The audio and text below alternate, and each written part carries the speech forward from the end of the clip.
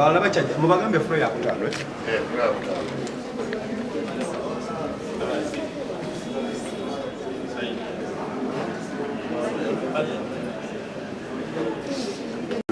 The victims now who are homeless, the victims who are now having nowhere to turn to. You can imagine a situation where children now are in exams and the mayhem is happening right now. You can just get a picture of what is happening down there. First and foremost, Madam Chair will request that the Commission prevails over these security operatives to stop, first and foremost, to stop the mayhem there, because to stop these illegal evictions, because there is no court order that it's the one they're enforcing it, no prior warning that they gave these victims notice that they are coming to take possession.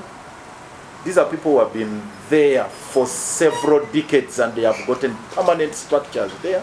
They have legitimate and legal interest in land. They are not squatters or trespassers.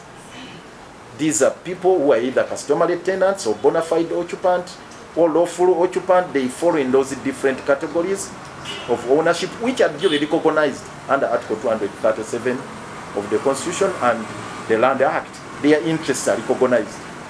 The people who are perpetrating the illegal evictions have no better title to the land either, because they don't have a land title. The police don't have a land title to that property.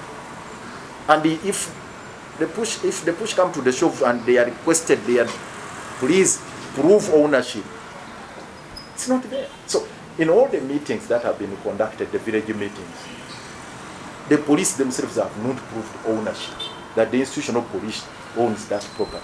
National Housing claims ownership of the same. The police claims ownership of the same. There are those who are other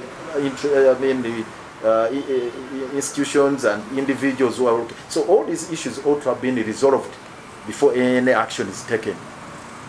And the long and short of it all, Madam Chair and honorable members, these are not trespassers. These are owners of this land in the legal sense of within the confines of the law, because, like I said, Madam Chair, they are either bona fide occupants or customary owners or lawful occupants, and it's on that accord that they established their own permanent structures, and the KCCA recognized them. All government agencies recognized them, so they are known there. It's the reason you are having the chairpersons of the chairpersons of the villages here. They are known residents, occupants of that particular piece of land. Many of them are paying even property rates to KCCA. Uhrc actually had undertaken to compensate them because they are proposing to use that as a corridor for construction of the expressway, the Ginger Expressway. And they were making assessments for their compensation. So the process was ongoing. And they did not stop that exercise, because they knew that actually development was important. They agreed and said, okay, let's sit down with Uhrc. They assess the value of our property, of our land, of our interest in this land. They make the necessary compensation and then make smooth ways of relocating to some other place. Those who are within the affected corridor, they were in negotiations with Uhrc. Now, how are they going to be compensated by Uhrc when they are actually set into disarray, when they have been evicted? So these are all the issues we thought would call for the quick intervention of the Commission. We appreciate the processes that can be undertaken to cause investigations. I don't know how the victims came to own this land, whether through purchase or inheritance, or through a donation, whether the ownership is by implication. I think that has to be analyzed. And I think issues of jurisdiction will also have to be looked into. Does this commission possess the necessary jurisdiction to issue any order of this nature? Ideally, any issue involving disputes over land ownership.